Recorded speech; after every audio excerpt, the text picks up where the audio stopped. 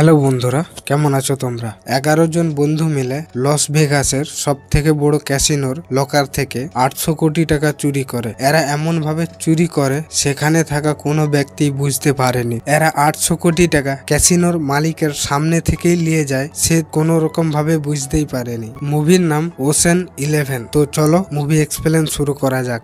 মুভির শুরুতে দেখতে পাই ড্যানিকে। সে আজ জেল থেকে ছাড়া পায়। সে 4 বছর জেলে গিয়েছিল চুরির কারণে। ড্যানি একজন প্রফেশনাল চোর। সে জেল থেকে বেরিয়ে সোজা একটা ক্যাসিনোতে যায় তার বন্ধু ফ্র্যাঙ্কের সঙ্গে দেখা করার জন্য। তারপর সে তার আরেকটা বন্ধুর সঙ্গে দেখা করতে যায়, তার নাম রিয়ান। ড্যানি রিয়ানকে বলে তারা লস ভেগাসের 3টা ক্যাসিনোর টাকা চুরি করবে। ড্যানি বলে আমরা যেখানে টাকা চুরি করব সেখানে অনেক হাই লেভেলের সিকিউরিটি আছে। এরা এই চুরিটা করার জন্য 11 জনের একটি টিম বানায়। Danny, Ryan, Linus, Frank, Yen, Saul, Del, Casey, Scott, Reuben এবং বেসার। ড্যানি এদের সবাইকে প্ল্যান বলে কেমন ভাবে চুরি করবে। যে ক্যাসিনোতে এরা চুরি করবে ফ্র্যাঙ্ক সেই ক্যাসিনোতে কাজ করত। সে ক্যাসিনোর ভিতরে সব ডিটেলস এদেরকে এনে দিত। কোথায় কোন সিকিউরিটি আছে, লকারের সামনে যাওয়ার রাস্তা কোনটা, কোথায় কোথায় ক্যামেরা লাগানো আছে। লস ভেগাসের মধ্যে একদিন বক্সিং ম্যাচ ছিল।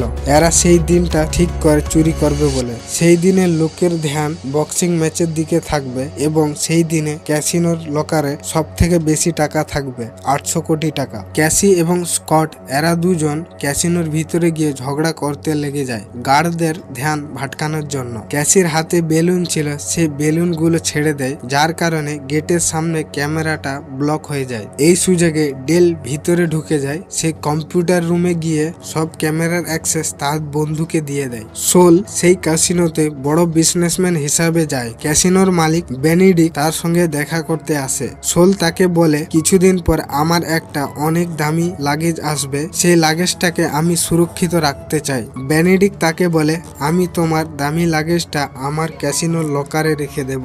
ড্যানির এক্স ওয়াইফ এখন বেনেডিক্টের স্ত্রী। ড্যানি যখন জেলে ছিল টেস তাকে তালাক দিয়ে বেনেডিক্টের সঙ্গে বিয়ে করে নেয়। টেস এই ক্যাসিনোতেই থাকতো। ক্যাসিনোর ভিতরে যেরকম লকার ছিল এরা হুবহু সেই রকমই একটি নকল লকার বানায়। এরা এই লকারে প্র্যাকটিস করে চুরি করার।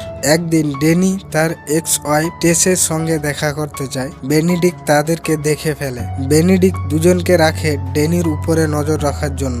ড্যানি আবারও একবার টেসের সঙ্গে দেখা করে, তখন এরা দুজন তাকে ধরে একটি রুমের ভিতরে ঢুকিয়ে দেয়। ড্যানিকে পিটানোর জন্য তারা একটি লোক পাঠায়। এই লোকটি এদেরই টিমের লোক ছিল। সেই দিন চলে আসে যেদিন বক্সিং ম্যাচ ছিল। সেই দিনে সোলের সুটকেস চলে আসে। বেনেডিক্ট তার সুটকেসটি ভালোভাবে চেক করে, কোনো কিছু না পেয়ে সেই সুটকেসটি তার লোকেদেরকে বলে লকারে রেখে আসতে। সোল এসব কিছু সিসিটিভি ক্যামেরায় দেখছিল। সোল যে 3টা সবুজ ডায়মন্ড এনেছিল এইগুলো ডায়মন্ড ছিল না, আসলে এইগুলো ছিল বোম।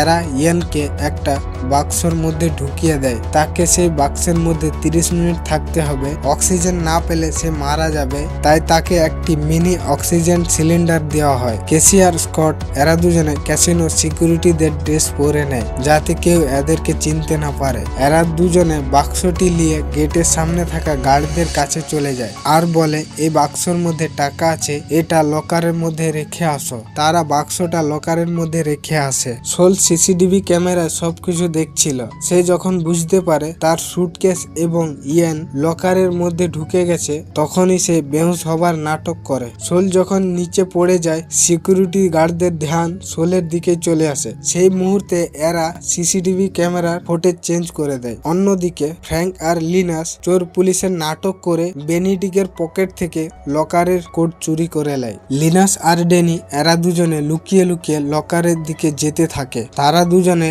লিফটের রাস্তায় ঝুলে থাকে। তাদের নিচে লেজার লাইট লাগানো ছিল, সামান্য একটু ভুল হলে সিকিউরিটি অ্যালার্ম বেজে যাবে।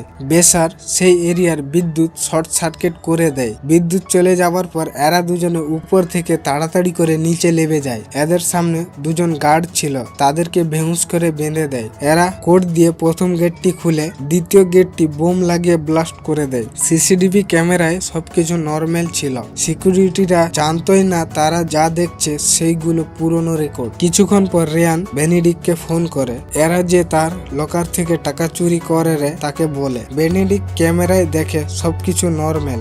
রেয়ান তখনই ক্যামেরার অরিজিনাল ফুটেজ লাগায়। বেনেডিক্ট এটা দেখার পর পুলিশকে ফোন করে। কিছুক্ষণ পর এক গাড়ি পুলিশ সেখানে চলে আসে। পুলিশগুলো সোজা সেখান থেকে লকারে চলে যায়। কিছুক্ষণ পর বেনেডিক্ট নিচে আসে লকারের কাছে। পুলিশগুলো তার কাছে পারমিশন চাই সেখান থেকে যাওয়ার জন্য। বেনেডিক্ট তাদেরকে যেতে বলে। সে তার লকারের ভিতরে গিয়ে দেখতে পায় তার 800 কোটি টাকা চুরি হয়ে গেছে, তার মধ্যে 1 টাকাও নেই। কিছুক্ষণ পর সে বুঝতে পারে তারা যে ভিডিওটা দেখতেছিল সেই ভিডিওটা নকল ভিডিও। ডেনিরা যে নকল লকার বানিয়েছিল সেই নকল লকারে চুরি করার একটা ভিডিও শুট করে। সেই ভিডিওটি এদের কম্পিউটার স্ক্রিনে চালিয়ে এদেরকে দেখায়। আর বেনেডিক্ট যখন তার ম্যানেজারকে পুলিশকে ফোন করতে বলেছিল, এরা কম্পিউটারকে হ্যাক করে পুলিশের কলটা এদেরই ফোনে টেনে নেয়। যার কারণে এরা সবাই পুলিশ সেজেই সেইখানে চলে যায় এবং ব্যাগের মধ্যে সব টাকা ভরে নেয়। এরা বাইরে বেরানোর সময় বেনেডিক্টের কাছেই পারমিশন চেয়েছিল। বেনেডিক্ট তাদেরকে যেতে বলেছিল।